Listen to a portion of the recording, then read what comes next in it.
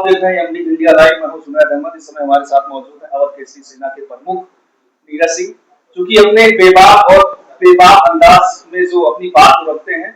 इनके ऊपर मुकदमे भी कई सारे लिखे गए हैं, चूंकि ये सरकार के खिलाफ भी जाकर के अपनी बातों को रखते हैं। जनता के बीच में इनका प्रतिदिन एक न एक दिन सहयोग रहता है। जनता के गरीबों के बीच में जाकर अपना सहयोग करते हैं। सबसे पहले आपका स्वागत है।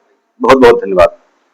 सबसे पहला सवाल आपका सबसे भाई ये है कि अभी जो आपने जो अवध केसरी सेना के प्रमुख हैं आप, और उसी के संदर्भ में से आप कई लोगों के साथ आप टीम बना के काम करते हैं, तो इसमें कैसे कार्य होता है? आपका जो रोल है लोगों के बीच जाने का, वो कैसे किया जाता है आपके? देखिए, संघे शक्ति कलयुगे जो माहौल है, कहीं ना कहीं आप ये जान लीजिए कि जिनके हाथ में सत्ता है, जो व्यक्ति पदासीन है, पद पर है, जैसे सांसद हैं, विधायक हैं या और मंत्री हैं, तो ऐसे व्यक्तियों के हाथ में मतलब ये समझ लीजिए कि उनको अगर आज की डेट का अगर उनको राजा कहा जाए तो वो गलत नहीं होगा। जैसे पहले जमाने में राजशाही थी, तो राजा लोग जो है जो भी आदेश करते थे या जो भी काम करवाना होता था, जिसको दंड देना होता था, तो वो सारी चीजें राजा निर्धारित करते थे। आज वो चीज सांसद, विधायक या मंत्री निर्धारित करते हैं, या सत्ता पक्ष के जुड़े हुए लोग। तो ऐसे में सबको न्याय मिल पाना, कहीं ना कहीं ये देखा गया है कि सबको न्याय नहीं मिल पाता। खासतौर पर जो कमजोर तबका होता है उसको न्याय नहीं मिल पाता। जो अमीर तबका या बड़ा तबका होता है, दबंग होता है, जिनके पास पैसे की भरमार होती है, उनको तो वो अपना हाथ ले लेते हैं, वो अपना सिस्टम बैठा के कहीं ना कहीं न्याय पा जाते हैं, उनके साथ गलत भी नहीं होता। लेकिन जो कमजोर लोग हैं, ऐसे लोगों के साथ अन्याय होता है। अवध केसरी सेना जो कमजोर लोग हैं उनकी लड़ाई, चाहे वो कोई दबंग हो, चाहे वो कोई माफिया हो, चाहे वो कोई नेता हो, चाहे वो कोई विधायक हो, चाहे मंत्री हो, चाहे वो सत्ता पक्ष का हो या चाहे विपक्ष का हो, अगर वो अन्याय कर रहा है किसी गरीब पर, तो अवध केसरी सेना उस गरीब की, उस पीड़ित वंचित की मदद करके और उससे टकराकर, जो गलत कर रहा है व्यक्ति, उससे टकराकर और उस पीड़ित परिवार की मदद करती है। ये कार्य अवध केसरी सेना विगत लगातार कई वर्षों से करती आ रही है। और इसी के कारण आप देखे होंगे कि तमाम तरह के जो सत्ता पक्ष के या विपक्ष के जो बड़े शीर्ष नेतृत्व, खासतौर पर गोंडा, देवीपाटन मंडल या उत्तर प्रदेश को आप ले लीजिए, तो कई लोग जो है हम लोगों को टारगेट करते हैं, अनायास मुकदमों में फंसाते हैं, वो षड्यंत्र करते हैं, वो गोली चलाते हैं। तो ऐसी कई घटनाएं हमारे लोगों के साथ में होती है।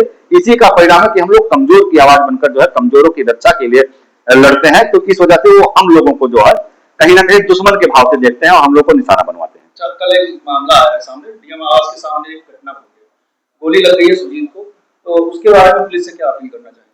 देखिए, मैं जो सुरजीत सिंह थे वो हमारे बड़े अच्छे मित्र थे। मैं लगातार जो है सोशल मीडिया साइट पर डाल भी रहा हूँ, और सुरजीत हमारी संगठन अवध केसरी सेना से भी जुड़े हुए थे। और लगातार जो है हमारे जिला अध्यक्ष जी धनंजय जी जो है, अवध केसरी सेना के जिला अध्यक्ष धनंजय गोंडा सर्विस सेंटर, लगातार अपनी पूरी टीम लेके अवध केसरी सेना के सुरजीत भाई के साथ में है। और महाकाल बाबा की कृपा थी कि सुरजीत भाई अब खतरे से बाहर हैं। जो गोली लगी उसमें सुरजीत भाई अगर देखा जाए तो सुरजीत भाई का उसमें कोई रोल नहीं था, वो थर्ड पर्सन थे। अब किस कारण उनको टारगेट कर लिया गया, मैं अब तक नहीं समझ पाया हूं। जो कि राम सिंह का नाम आ रहा है कि राम सिंह ने गोली मारी, वो लक्ष्मण सिंह के भाई थे। आप लोगों का घर त्योरासी है, त्योरासी प्रधान जी से भी कल हमारी बात हुई, करीब 20 मिनट तक बात हुई। मैं खुद उनसे फोन किया था, और त्योरासी गांव में कई लोगों को फोन किया कि ऐसा कैसे मतलब जो है कर दिए, ये तो नहीं होना चाहिए। तो जो चीजें हुई वो बहुत गलत हुई, ऐसा बिल्कुल होना नहीं चाहिए। क्योंकि मामला उनको, उनकी पारिवारिक था, राम सिंह और लक्ष्मण सिंह जो है उनका डीएम आवास के पीछे जो है उनका मकान है, तो इन लोगों का पारिवारिक विवाद था। और लक्ष्मण सिंह के यहाँ पर जो है सुरजीत के जो भाई हैं छोटे, अजीत सिंह, वो अपना कारभार देखते हैं। तो ये लोग अपना बैठे थे, कुछ बातचीत कर रहे थे, उसमें सुरजीत भी आ गए। सब बातचीत हो रहा था कि हाँ सुलह सपाटी से सब चीज अच्छे से हो रहा था। उसमें राम सिंह लाए अपना 12 बोर का असलहा और डायरेक्ट जो है सुरजीत जी के ऊपर जो है चला दी। और सुरजीत जी को वहीं पर जो है मरणासन अवस्था में ये लोग ओएन पांडे के यहाँ लेके गए। मुझे खबर लगी, हम लोग पूरी टीम लेकर ओएन पांडे जी के यहाँ पहुंचे, लेकिन यहाँ जो है ओएन पांडे जी रेफर कर दिए कि मामला क्रिटिकल है। तो इसके बाद लखनऊ ले जाया गया, और लखनऊ अवध केसरी सेना की पूरी टीम वहां पर लगी हुई है। भगवान महाकाल की कृपा थी, मुझे पूरा विश्वास था, क्योंकि मैं अपने दर्शकों को और अपने देशवासियों से कहना चाहता हूं कि जो महाकाल बाबा का दर्शन किया है वो कभी अकाल मृत्यु नहीं मर सकता। वो किसी भी धर्म का हो, किसी भी जात का हो, किसी भी मजहब का हो। ये मेरा मानना है। मैं 2 प्रमाण बता सकता हूं। प्रत्यक्षम प्रमाणम, प्रत्यक्ष को प्रमाण की आवश्यकता नहीं हुई होती। हमारे नील बाबा जो है महाकाल के बहुत बड़े भक्त थे, और नील बाबा को गोली लगी।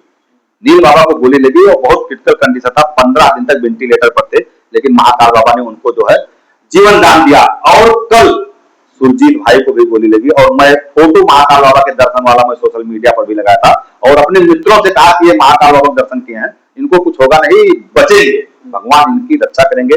और रात तक जो है हमको ये खबर मिली कि खतरे से बाहर है। 14 छर्रे जो है निकाल लिए गए, 6 छर्रे अभी भी जो है शरीर के अंदर हैं।